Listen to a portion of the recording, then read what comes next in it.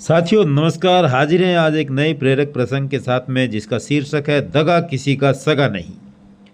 एक नगर में रामलाल और श्यामलाल नाम के दो मित्र रहते थे।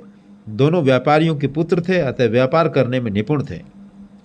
एक दिन वे दोनों व्यापार करने के लिए एक लंबी यात्रा पर निकल गए। रामलाल के भाग्य ने साथ दिया और उसे गड़ा हुआ खजाना मिल गया, जिसमें 1000 रुपये थे। इसके बाद दोनों मित्रों ने घर लौटने का निश्चय किया। अपने शहर में पहुंचने पर रामलाल ने सुझाव दिया, आओ हम इस खजाने को आपस में बराबर बांट लेते हैं और अपने अपने घर चले जाते हैं। लेकिन श्यामलाल के दिमाग में एक शैतान भरी योजना थी। उसने कहा, नहीं मित्र, हम इस खजाने को आपस में नहीं बांटेंगे। इस खजाने को सुरक्षित रख दें ताकि हमारी मित्रता बनी रहे। हम इसमें से 100 रुपये निकाल कर बाकी खजाने को कहीं सुरक्षित जमीन में दबा देते हैं। सरल स्वभाव के रामलाल को अपने मित्र की दुष्ट योजना का अनुमान नहीं लगा, अतः रामलाल ने वैसा ही किया जैसा श्यामलाल ने कहा था। बहुत ज़्यादा खर्चा करने वाले श्यामलाल ने वह सारा धन एक ही दिन में खर्च कर डाला। अब वह रामलाल के पास गया और बोला कि उनको 100 रुपये और निकालने चाहिए। रामलाल सहमत हो गया और वे पैसा निकाल कर ले आए। श्यामलाल ने वह पैसा भी बहुत जल्दी ही खर्च कर दिया। फिर वह सोचने लगा, यदि हम 100 रुपये फिर से निकाल लेते हैं तो भी 400 रुपये बचे रहेंगे। अच्छा होगा यदि मैं पूरे 600 रुपये ही चुरा लूँ।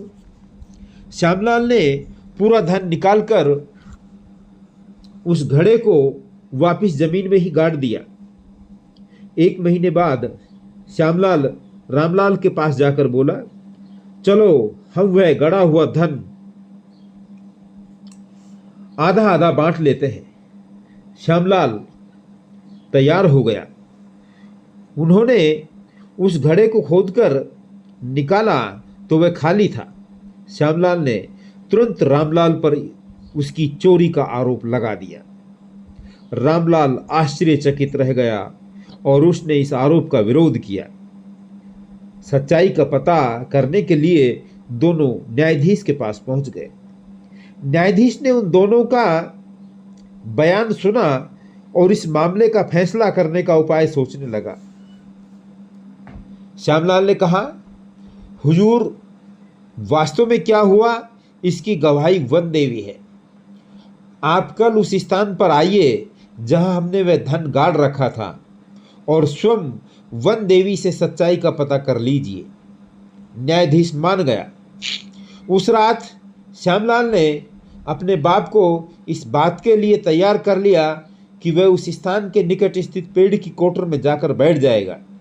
दूसरे दिन सुबह जब न्यायाधीश वहां पहुंचा तो श्यामलाल ने चिल्लाकर कहा, हे वन देवी, कृपया न्यायाधीश महोदय को बताओ कि वास्तव में सच्चाई क्या है।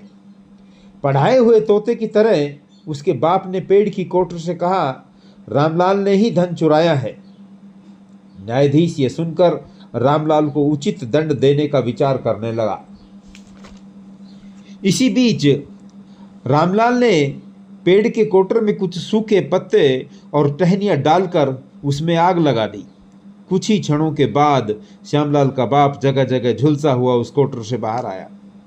दर्द से बिलबिलाते हुए उसने न्यायाधीश से कहा, असल में मेरे बेटे ने ही सारा धन चुराया है। उसने मुझे झूठ बोलने पर मजबूर किया। न्यायाधीश ने तुरंत ही आदेश दिया कि श्यामलाल को उसके कुकर्मों के लिए फांसी की सज़ा दी जाए। खजाना रामलाल को सौंप दिया जाए। रामलाल को राजा की तरफ से भी ढेर सारा पुरस्कार मिला। साथियों, इस प्रेरक प्रसंग से हमें यही शिक्षा मिलती है कि हमें बेईमानी नहीं करनी चाहिए, क्योंकि हमेशा सत्य की ही जीत होती है। पार्टनरशिप में यदि आपने कोई व्यापार किया है तो अपने साथी को कभी भी धोखा नहीं देना चाहिए। धन्यवाद।